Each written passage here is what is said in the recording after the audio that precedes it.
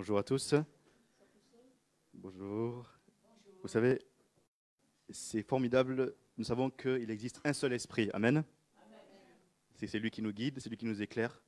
Et c'est lui qui nous éclaire dans la parole de Dieu. Et hmm, ce qui est incroyable, c'est que ce matin, la première heure, le pasteur a parlé sur le pardon. Et c'était en fait mon sujet.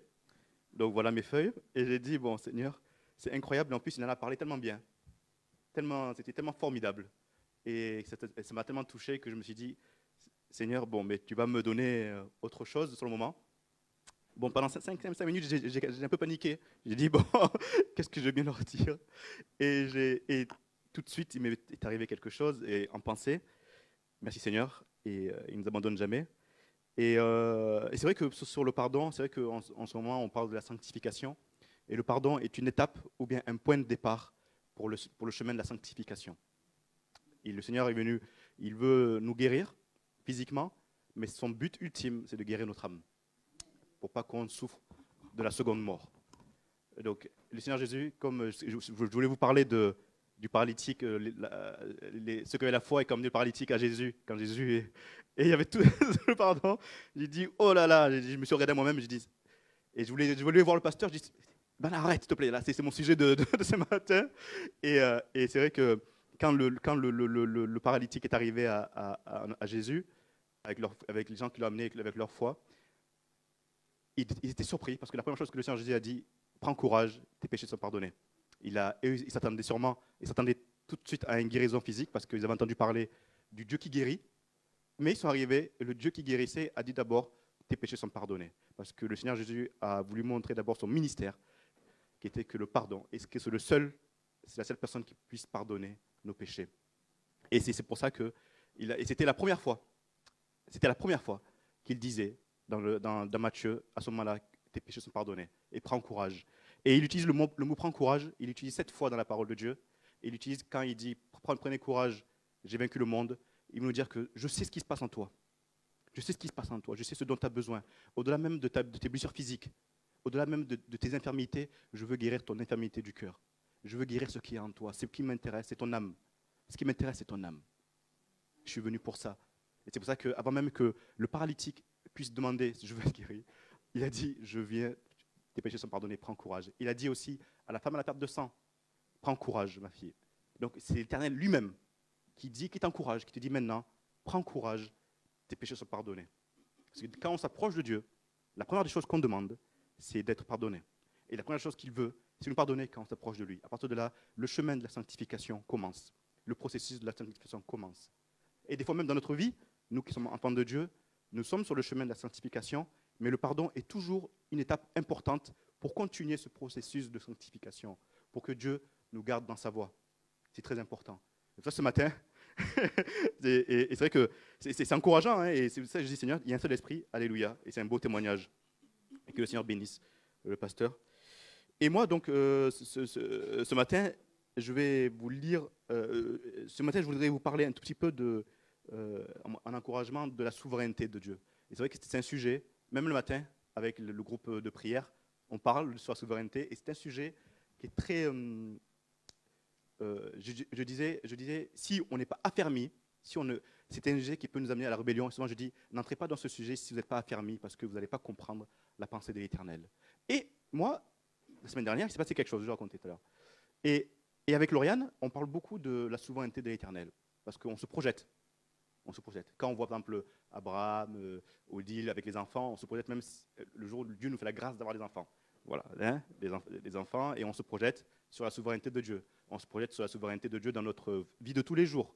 On se projette la souveraineté de Dieu dans l'Église, dans ce qu'on fait pour lui. Et donc la souveraineté de Dieu est un sujet qui nous, en ce moment, qui nous travaille, et parce que notre cœur veut absolument pas rentrer en rébellion. On veut absolument se soumettre à la parole de Dieu, à sa souveraineté, et faire confiance tous les jours à sa parole de Dieu. Donc, mais c'est un chemin, c'est un processus. Et par le Saint-Esprit, par la parole de Dieu, on arrive, au fur et à mesure, grâce à Dieu, à comprendre et à se soumettre.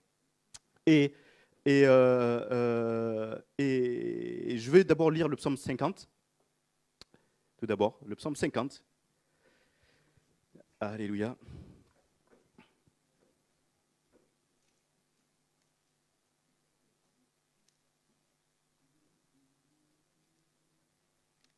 C'est un psaume d'Asaph. Vous avez vu, Asaph, il avait fait le psaume 73, et tout le monde connaît ce psaume, où Asaph dit qu'il parle des méchants, il ne comprend pas pourquoi ils sont bénis, tout ça. Et là, encore Asaph qui parle, d'accord? Asaph, oui. Et il a même donné son nom à un livre de chants. Hein, Abraham? Ouais. Alléluia. Psaume d'Asaph. Dieu l'Éternel parle et convoque la terre, depuis le soleil levant jusqu'au soleil couchant. De Sion, beauté parfaite, Dieu resplendit. Il vient notre Dieu, il ne reste pas en silence. Devant lui est un feu dévorant, autour de lui une violente tempête. Il crie vers les cieux en haut et vers la terre pour juger son peuple. Rassemblez-moi, mes fidèles, qui ont fait alliance avec moi par le sacrifice. Et les cieux publieront sa justice, car c'est Dieu qui est juge. Écoute mon peuple, et je parlerai. Israël, et je t'avertirai. Je suis Dieu, ton Dieu. Ce n'est pas pour tes sacrifices que je te fais des reproches. Tes holocaustes sont constamment devant moi. Je ne prendrai pas un taureau dans ta maison, ni des boucs dans tes bergeries, car tous les animaux des forêts sont à moi. Toutes les bêtes des montagnes par milliers. Je connais tous les oiseaux des montagnes, et tout ce qui se meut dans les champs m'appartient. Si j'avais faim, je ne te le dirais pas, car le monde est à moi et tout ce qu'il renferme. Est-ce que je mange la chair des taureaux? Est-ce que je bois le sang des boucs? Offre pour sacrifice à Dieu des actions de grâce et accomplis tes vœux envers le Très-Haut. Et invoque-moi au jour de la détresse, je te délivrerai et tu me glorifieras. Et Dieu dit aux méchants, quoi donc? Tu énumères mes lois et tu as mon alliance à la bouche? Toi qui hais les avis et qui jettes mes paroles derrière toi? Si tu vois un voleur, tu te plais avec lui, et ta part est avec les adultères. Tu livres ta bouche au mal, et ta langue est un tissu de tromperie. Tu t'assieds et tu parles contre ton frère. Tu diffames le fils de ta mère. Voilà ce que tu as fait, et je me suis tu. Tu t'es imaginé que je te ressemblais, mais je vais te reprendre et tout mettre sous tes yeux. Prenez-y donc garde, vous qui oubliez Dieu, de peur que je ne déchire, sans que personne délivre. Celui qui offre pour sacrifice des actions de grâce me glorifie. Et à celui qui veille sur sa voie, je ferai voir le salut de Dieu. Amen. Et c'est vrai qu'en lisant, on avait lu ce psaume 50 le matin dans la semaine, et c'est le verset 23 qui m'avait beaucoup... tout le psaume m'avait beaucoup touché, et le verset 23 en particulier, celui qui offre pour sacrifice des actions de grâce me glorifie, et à celui qui veille sur sa voie, je ferai voir le salut de Dieu. Et il y a quelques semaines, le pasteur avait fait un enseignement sur les actions de grâce, et c'est quelque chose qui m'avait énormément touché et troublé en même temps. Et parce que les semaines auparavant, je m'étais posé la question, j'étudiais, j'essayais de comprendre la souveraineté de Dieu. Et pour moi, c'est la clé. C'est la clé même du succès, de se soumettre à la souveraineté de Dieu. C'est-à-dire qu'on ne se pose plus de questions sur tout ce qui se passe. C'est tout ce qui nous arrive. Au contraire, on dit merci Seigneur. Au contraire, on dit merci Seigneur. Et ça, c'est une attitude et c'est la réalité d'un enfant de Dieu. Un enfant de Dieu, tous les jours, doit dire merci Seigneur, même pour ce qu'il arrive de bon et pour ce qu'il arrive de mauvais, à ses yeux. Je dis bien, à ses yeux. Parce que Dieu ne voit pas comme nous. Mais même pour qu'il nous arrive de mauvais à ses yeux, à nos yeux, on doit dire merci. Et donc, il y a quelques semaines, avec Lauriane, on a... Vous savez, moi, j'aime bien les documentaires historiques. Et j'ai attaqué un documentaire sur la guerre du Vietnam. Bon, l'idée, à ce moment, ce n'est pas de vous dire qui avait raison, qui avait tort. Ça, ce n'est pas mon problème. Moi, je voulais juste m'instruire et voir ce qui s'est passé. Et dans ce documentaire, on suivait l'histoire d'une famille. Dans cette famille, il y avait un jeune garçon depuis tout petit qui avait un élan patriotique. Un élan patriotique. Et depuis tout petit, il voulait devenir soldat. Depuis tout petit, il voulait devenir Marines. Oui, Marines. Marines. Il voulait devenir Marines. Et qui était le corps de Marines était le corps de l'armée américaine le plus réputé. Il avait une telle image que tous les enfants voulaient devenir des Marines. Et ce jeune a grandi, et en grandissant, donc ses parents voyaient que son cœur patriotique. Et c'est une famille chrétienne. Hein. Et lui, il a même fugué pour intégrer les Marines parce que ses parents ne voulaient pas. Il a même fugué. Il est resté 4 mois hors de chez lui pour montrer qu'il voulait aller faire la guerre du Vietnam. Et donc sa famille a cédé. Il est parti et il est parti à la guerre du Vietnam à 17 ans. Il est parti. Il avait 17 ans. Et toutes les semaines, il envoyait des lettres à ses parents, à sa famille, toutes les lettres. Au début, il il était magasinier, tout ça, et toutes les semaines, il envoyait des lettres à ses parents. Il était pressé d'aller au combat. Et chaque semaine, sa famille était en alerte, était triste. Sa famille priait, sa famille était... Et jusqu'au jour, pour faire court, jusqu'au jour où il commençait même à avoir peur, et il alla en mission à 19 ans, le jour de ses 19 ans, le jour même de ses 19 ans, il alla en mission, et il mourut ce jour-là, d'une attaque, d'une embuscade. Et vous savez, à ce moment-là, pour annoncer la mort d'un soldat, c'est un officier et un aumônier qui viennent annoncer la mort à la famille. Donc, quand la famille voit arriver deux officiers, la famille c'est déjà, avant même que les officiers parlent, c'est qu'il se passait quelque chose de mauvais. Et la mère, elle a dit qu'elle a senti que ça y est, que leur vie avait bouleversé, que c'était terminé. Et elle n'y croyait pas. Elle n'y croyait pas. Et elle disait, les enfants n'y croyaient pas. Ils disaient au père, est-ce que c'est la vérité? Est-ce que vraiment Mogi est décédé?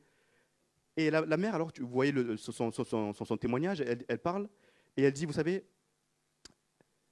quand mon fils est décédé, il y a une amie qui est venue me voir, qui m'a dit, tu sais, elle dit, oui, tu sais, tout ça, ça ne donne pas envie de croire en Dieu, elle lui fait, à la mère du défunt.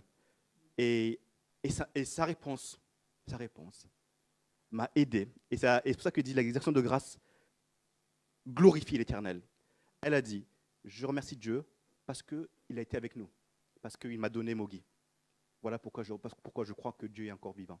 Pas parce que je ne crois plus parce que mon enfant est parti, je crois parce qu'il nous l'a prêté, qu'il nous a fait un cadeau merveilleux, que pendant ces 17 ans, il était avec nous.